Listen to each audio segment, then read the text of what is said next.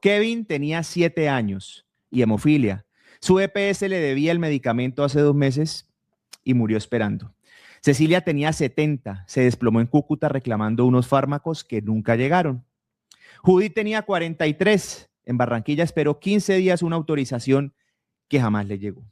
¿Por qué siguen muriendo colombianos y no pasó nada en este gobierno? Hablo con el doctor Ramón Abel Castillo, consultor en sistemas de salud y autor de Reforma a la Salud. Mire, usted lleva años advirtiendo sobre los problemas estructurales de este sistema de salud. ¿Cómo llegó Colombia a este punto que estamos viviendo hoy en día? Pues la historia comienza mucho antes de este gobierno, hay que hacer justicia con eso, porque el sistema de salud empieza a mostrar signos de fragilidad cuando el valor de la UPC, que es ese monto que el gobierno le da a las EPS para que cubran la salud de todos, ese valor empezó a ser insuficiente y más o menos desde el año 2010, 2012 ya se veían signos mucho más preocupantes de esa insuficiencia. El problema que generó este gobierno fue que profundizó esa crisis, la llevó a un extremo que nunca habíamos visto, porque para el año 2023, después 2024, 25 y 26, los incrementos de esa UPC fueron claramente insuficientes, lo cual llevó entonces a que esas pérdidas acumuladas de las EPS crecieran rápidamente y pues realmente para resumirlo, si bien la UPC venía mostrando signos de insuficiencia y se venía acumulando una crisis financiera, este gobierno la profundizó deliberadamente con unas decisiones muy claras que incluso las anunció al público. Recuerdan la exministra Corcho diciendo hay que crear una crisis y después el mismo presidente diciendo vamos a hacer el chuchuchú. ¿Para qué? Para crear la crisis en la que estamos. Entonces, es claro que el mismo gobierno anunció, ejecutó y es responsable de esta profundización de la crisis. Doctor, hay quienes dicen que si el sistema de salud o el cambio en el tema de salud, si la propuesta del presidente Gustavo Petro hubiera pasado la reforma a la salud, pues el sistema no hubiera llegado a tanto. Usted plantea razones por las que la reforma no resolvía los problemas de fondo.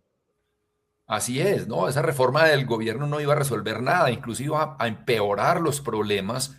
Y no hay que ser, cuando yo escribí el libro en el año, cuando se publicó en febrero de 2023, apenas estaba empezando este desastre, pero era totalmente predecible porque el modelo que ellos estaban proponiendo tenía unos problemas estructurales que lo hacían inviable y que solamente iba a empeorar todo. Y es más, en ese momento era una hipótesis en la que, o sea, que yo planteaba basándome en mi experiencia, en mi conocimiento de otros sistemas de salud, de lo que es el sistema colombiano, pero ya después vino la prueba de oro que mostraba que mi hipótesis era real y fue el modelo del magisterio. El mismo ministro Jaramillo anunció que iba a ser el piloto de la reforma, de la gran reforma que le estaban proponiendo a Colombia, y terminó en un desastre peor y los mismos maestros están arrepentidísimos de haber acabado con ese sistema que supuestamente era perverso, que porque la salud era un negocio, entonces que iban a acabar con eso. Mírenlos dónde están. Entonces, si bien en el 2023 yo tenía mis razones técnicas, teóricas y basadas en otras experiencias para decir que esa reforma no iba a funcionar, la prueba del magisterio ya me confirmó esa hipótesis. Mire, doctor, que el sistema de salud en Colombia, pues yo creo que como la mayoría del mundo, pues no es un sistema perfecto, pero de alguna manera antes le resolvía a la gente. Antes de alguna manera la gente podía ir, le entregaban sus medicamentos, que yo recuerde nunca habíamos visto en la historia reciente de nuestro país una situación como la que estamos viviendo. Es que muchas veces no hay medicamentos ni siquiera para, por decirlo así, enfermedades raras, ni temas de gravedad, no hay insulina, no hay ni siquiera a veces medicamentos para la presión. ¿Por qué? ¿Por qué llegamos a este punto tan crítico y por qué el gobierno dejó que llegáramos a ese punto? Porque yo digo, cuando uno ve, un ministro de salud ve hacia dónde va esto, pues tiene que empezar un plan de choque, pero uno siente que no hubo esa intención de un plan de choque. Ahora, yo quiero saber si me estoy equivocando y usted me dice, no, Armando, es que no es tan simple como lo estás viendo, es que aquí hay que ver unos puntos, porque claro, usted lo dijo, esto no es de ahora, esto viene del pasado, pero ¿por qué tan crítico? Bueno, los síntomas, digamos, hay unos indicadores que muestran claramente cómo es la situación de los pacientes, sobre todo, y de las personas que acceden a los servicios de salud. La primera es lo que llamamos las PQRDs, las peticiones, quejas, reclamos y denuncias, que literalmente se dispararon. Hay un informe de la Defensoría del Pueblo que muestra que crecieron de una manera descontrolada en los últimos 4 años. Venían altas, no voy a negarlo, pero este gobierno se encargó casi que de duplicarlas.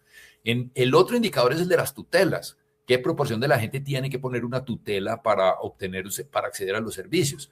Otro indicador que se deterioró en este gobierno. Claro, venía con su crecimiento, disminuyó durante la pandemia y después volvió y se disparó a unos niveles que jamás habíamos visto y con unos incrementos, más que los niveles, los incrementos y la velocidad de incremento que jamás habíamos visto. Y pues los mismos grupos de pacientes lo dicen.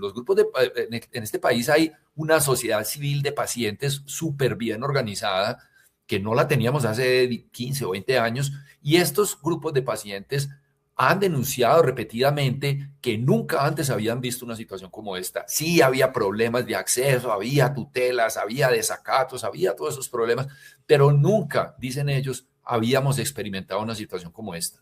Y lo único que hace el gobierno es satanizarlos y decirles que están vendidos o quién sabe qué cantidad de cuentos para tratar de invalidarlos y de sacarlos del ring. Pero el dolor de los pacientes y el sufrimiento de Kevin y de Cecilia y de Judith, eso no lo van a borrar, no van a tapar el sol con un dedo tratando de ignorar esas quejas. Creo que la evidencia del sufrimiento, del dolor y la muerte y lo que hemos pagado en vidas por estos errores y estas decisiones funestas de este gobierno, pues son suficiente evidencia de ello. Ahora, ¿por qué el gobierno lo hizo? De nuevo, ahorita hablábamos de la crisis que venía desde atrás, pero este gobierno la profundizó. Entonces usted me dice, ¿por qué el gobierno hizo eso? Ya lo decía Carolina Corcho iniciando su periodo en el Ministerio de Salud, decía, hay que crear una crisis para que los colombianos entiendan la necesidad de una reforma. Entonces ahí hay una razón. O sea, causaron la crisis para justificar una reforma, que después se sabía que no iba a funcionar, el piloto del magisterio lo demuestra. Pero entonces, ¿por qué? La siguiente pregunta, ahí el porqué del porqué del porqué, sería ¿por qué querían hacer esa reforma y por qué querían cambiar el sistema de manera tan fundamental? Y hay 2 razones fundamentales. Una es una razón ideológica, porque los gobiernos de izquierda en todo el mundo en general consideran que la salud debe ser algo que debe ser administrado directamente por el Estado. No debe haber actores privados allí. Es una visión ideológica que está bien, o sea, nosotros operamos hoy bajo otra visión ideológica que dice que la salud puede ser administrada por privados y puede ser prestada por hospitales y prestadores privados. Esa es una razón. Pero la segunda razón, que es más mundana, diría yo, pero mucho más estratégica, es que todo gobierno que llega, todo político de elección popular, cuando llega al gobierno por elección popular, su principal objetivo no es cumplir todo lo que prometió ni mejorar la situación de la gente, no, es ganar las siguientes elecciones. Y para ganar las siguientes elecciones, ese gobernante de elección popular trata de tener el mayor control posible del mayor número posible de recursos públicos. Y pues el botín de la salud era un botín absolutamente maravilloso. Entonces, una forma de tener el control directo de esos recursos públicos es quitando a las EPS del medio y controlando el gobierno directamente la chequera. No lo pudieron hacer porque la reforma no les pasó, pero con la estrategia de las intervenciones, hoy tienen controlado casi la mitad de la afiliación del régimen contributivo del subsidiado y por lo tanto tienen el control de esa chequera. Y lo que hicieron durante los últimos 2 o 3 años fue efectivamente construir una maquinaria electoral para perpetuar el pacto histórico en el poder. O sea, esas 2 razones para mí son las razones de fondo que justificaron toda esta secuela, toda esta cadena de hechos que ya he descrito previamente. O sea, podemos decir, doctor, que fue un gran error haber intervenido de la manera en que se intervino a la CPS. No, para ellos es perfectamente coherente. Para el resto de los colombianos, terrible. Fue una decisión funesta. Pero para ellos, para este gobierno fue muy coherente porque, pues, como le digo, tenían el control del 50% de la afiliación. Mire, por ejemplo, lo que sucede con los equipos básicos de salud, esos famosos equipos de médico, enfermera, psicóloga, trabajador social, auxiliar de emergencia, que van casa por casa visitando gente, buscando gente enferma, tomando la presión, haciendo unas cosas. Eso suena muy bonito, pero es una estrategia terriblemente ineficiente en la que se gastan 4 billones de pesos al año en 80,000 personas que no tienen ningún impacto en la salud de la gente, porque así no es como se mejora la salud de la gente. Y ¿Qué tienen ahí? Un electorado de 80.000 personas, que cada uno lleva 2 o 3 voticos o 4, pues ahí está la diferencia de los votos de la segunda vuelta.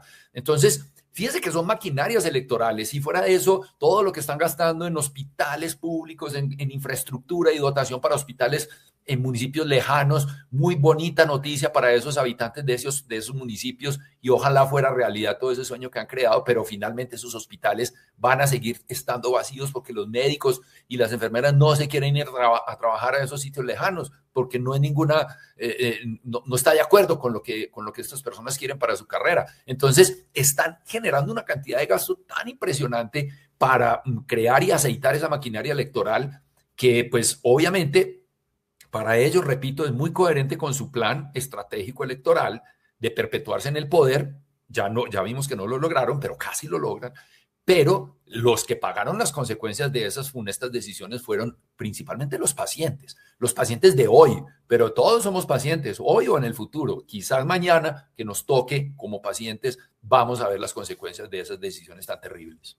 Aquí estoy leyendo, doctor, varios comentarios que nos están dejando nuestros seguidores y varios he leído que dicen que el sistema de salud en Colombia anteriormente era uno de los mejores del mundo. ¿Era así? ¿Era el sistema de salud antes, desde su perspectiva de investigación? Depende por donde lo miren. El sistema de salud tenía cosas muy buenas comparados incluso con países desarrollados de alto ingreso, y era lo que nosotros llamamos la protección financiera. Es decir, los hogares no tienen que enfrentar a fugias financieras cuando un miembro de la familia se enferma. En otros países, si no mira a los países de la región, durante la pandemia, por ejemplo, ningún colombiano tuvo que salir a vender su casita, su carrito, su taxi, o sus marranitos para poder pagar la cuenta del hospital. Eso no pasó en Colombia. En todos los países de la región pasó.